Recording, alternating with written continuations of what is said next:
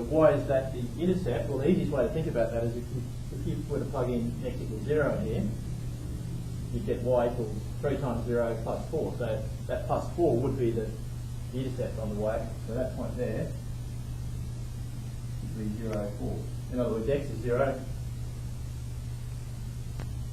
when y is 4. Y vertical. Yeah, so 0 units in the x direction, 4 units in the y direction. And you might ask, well, hang on, what? You might ask, quite right, you might ask, why is the x-axis horizontal and the y-axis vertical? It's just convention. There's no particular reason why it has to be that way. Obviously, you could do it the other way, but that's just the convention that we've accepted. Is that, you know, the first coordinate we mentioned goes on the horizontal axis. The second coordinate we mentioned always goes on the vertical axis. There's no particular reason why it has to be that way. It's like saying, well, why do we read left to right? Yeah. We just do. You know. You know, I'm sure if you were from another culture, you'd read the other way. I think Arabic and that they go right to left. I think.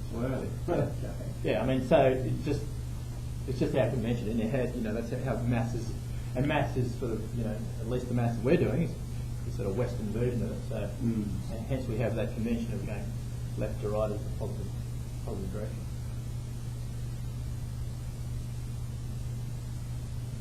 Okay, so what is this saying? It's saying that every time x increases by 1, y will increase by 3. Does that make sense to you? If I increase x by 1, every time that goes up by another 1, y will increase by a value of 3 units. So for example, if I was to put in x is 1, I would get y equals 7. So for example, if x is 1, y will be 7. So you can put that up on the graph.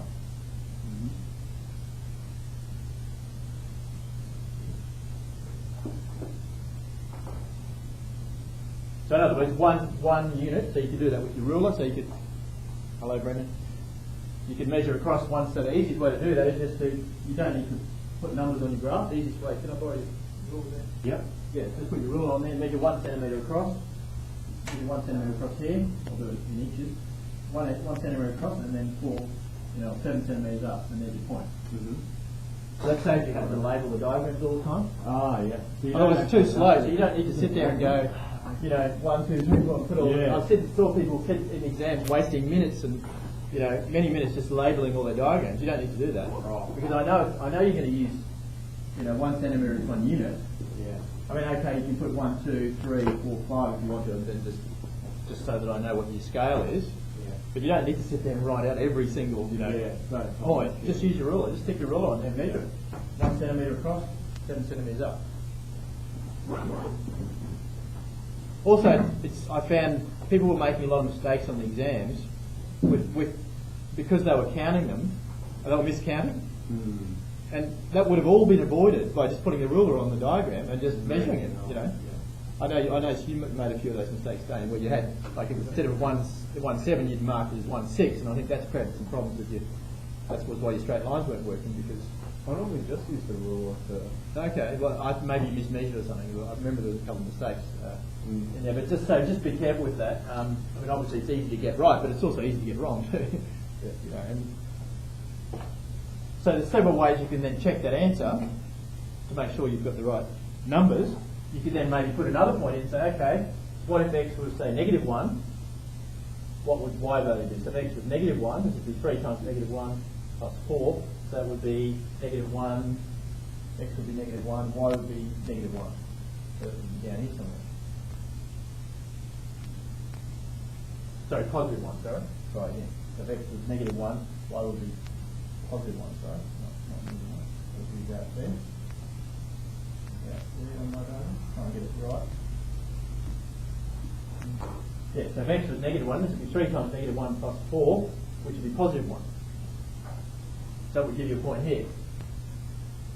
So -1 in the x direction, +1 in the y direction. And of course you could then, you know, check your answer by putting your ruler on there and checking that in fact it is a straight line. And of course if it's not a straight line, you know you've somehow mismeasured that, or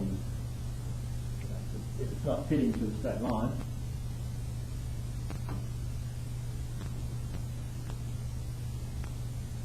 doesn't fit the straight line, then you know, okay, well I've either just made a mistake with my calculations or I've made a mistake with the diagram, so then you have to go back and check.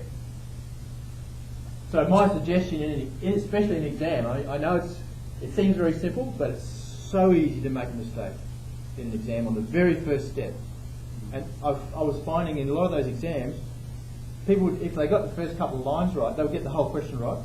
But often it would be this one little mistake where they maybe copied the question down wrong, or they even marked one of these points wrong, and then everything from there was wrong because it wasn't. And it was weirdly, it seemed to be in the first one or two lines. Like most of those mistakes was right early. So I think what we need to do is focus on just the really basic stuff and just get that right, and the rest follows from that. Because the thing is, if you get the diagram right, you're going to check your answers. But if you don't get the diagram right, well, what chance have you got? I mean, you're doing some calculation, it doesn't agree with your diagram, you're thinking the calculation's wrong, but it could be the diagram. With the y equals 3 at plus 4c, Yeah. and you've got the gradient pointing to number 3. Yeah. So does the x refer to the x-axis? Yeah, so let's explain what that means. It's really 3/1. So when you say a gradient of 3, what you really mean is the gradient is 3 is to 1. So in other words, and let's define what we mean by gradient. It's really rise over run. So that's saying that for every 3 rise, so starting here, you go up 3, so 1, 2, 3, and then across 1, that should give you that point there. So that's a 3/1, that line has a 3/1 gradient. And we also saw from our trigonometry, which we did a little bit of when we were here last time, that angle, if we use that tan function, that will turn that gradient into an angle. Can someone just do that for me? I don't have my-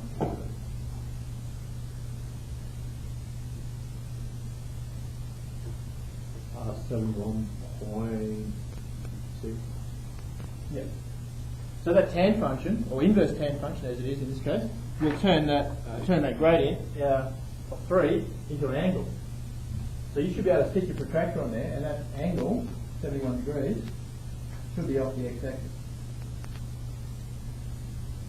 So that's another way of checking that you've got the right diagram.